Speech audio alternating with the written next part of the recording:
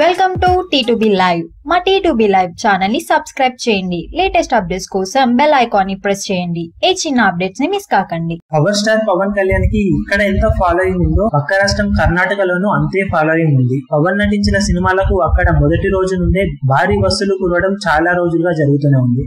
కాగా ఈ క్రేజ్ మరింతగా పెరిగి భారీ లెవెల్లో ప్రీ రిలీజ్ బిజినెస్ ను సొంతం చేసుకోవడం కామన్ గా జరుగుతూ వస్తున్నాయి. కాగా రీసెంట్ గా రిలీజ్ అయిన కాటమరాయుడు కూడా అదే కోవలో భారీగా ప్రీ రిలీజ్ బిజినెస్ ను సొంతం చేసుకుంది. మొత్తం మీద ఈ సినిమాకు అక్కడ 8.4 కోట్లకు అమ్మినట్లు సమాచారం. కాగా సినిమా టోటల్ రన్ లో 8.6 కోట్ల దాకా కలెక్ట్ చేస్తేనే బ్రేక్ ఈవెన్ అవుతుందని ట్రేడ్ విశ్లేషకులు తేల్చేశారు. కానీ కాటమరాయుడు రిలీజ్ సమయంలో కర్ణాటకలో power star Puneeth Raj Kumar most awaited movie Rajakumara release అవ్వడంతో కాటమరాయుడుకు గట్టి ఎదురుదెబ్బ తగిలినట్లయింది.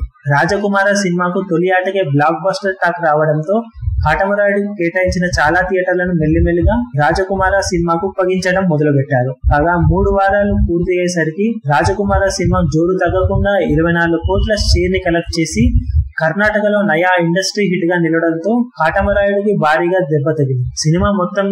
సినిమా టోటల్ రన్ ఇప్పుడు ఆల్మోస్ట్ కంప్లీట్ అయిపోయినట్లే అని కర్ణాటక డిస్ట్రిబ్యూటర్లు చెప్తున్నారు. ఎక్కడో అరకొరగా 10 నుండి 20 థియేటర్స్ లోపే కాటమరాయుడు ఇప్పుడు ఆడుతుందట. రాజకుమార సినిమా వల్ల భారీగా దెబ్బతిన్న కాటమరాయుడు టోటల్ రన్ లో కేవలం 5.4 కోట్ల షేర్ దాకే కలెక్ట్ చేసి దాదాపు 3 కోట్ల నష్టం మేర తెచ్చుకుందని ట్రేడ్ పండితులు చెబుతున్నారు. ఒకవేళ రాజకుమార సినిమా కనుక పోటీ లేకుంటే కాటమరాయుడు ఖచ్చితంగా అక్కడ నయా రికార్డులను సృష్టించేదని విశ్లేషకులు అభిప్రాయపడుతున్నారు. మరిన్ని లేటెస్ట్ అప్డేట్స్ కోసం T2B లైవ్ ని సబ్స్క్రైబ్ చేయండి. వీలైతే లైక్ చేయండి, కుదిరితే షేర్ చేయండి.